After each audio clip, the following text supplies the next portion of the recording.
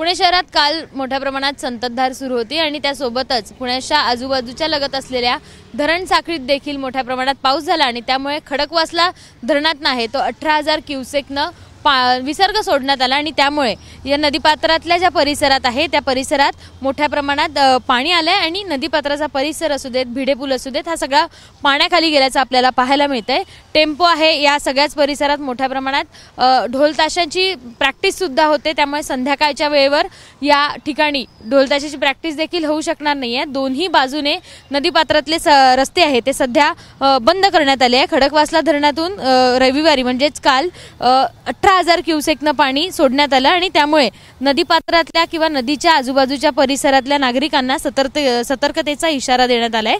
शहराला पाणी पुरवठा करणारा खडकवासला धरण साखळीत या सगळ्या याच्यात 4 धरणं आणि 4ही धरणात 26.59% TMC पाणी साठा झाला आणि त्यामुळे काल मोठ्या प्रमाणात विसर्ग सोडण्यात आला आणि या विसर्ग सोडण्यात आल्यामुळे नदीपात्रात सध्या मोठ्या प्रमाणात पाणी आलंय आणि एवढंच नाही तर हा रस्ता पुढच्या काही दिवस सगळ्या पुणेकरांसाठी बंद असणार आहे। त्यामुळे या रस्त्याला असलेल्या किंवा नदीपात्राच्या परिसरात असलेले सगळे आजूबाजूचे जे नागरिक आहेत त्यांना आता सतर्कतेचा इशारा देण्यात आलाय। कॅमेरामॅन अमोल गवाळेसह शिवानी पांढरे, ABP माझा, पुणे।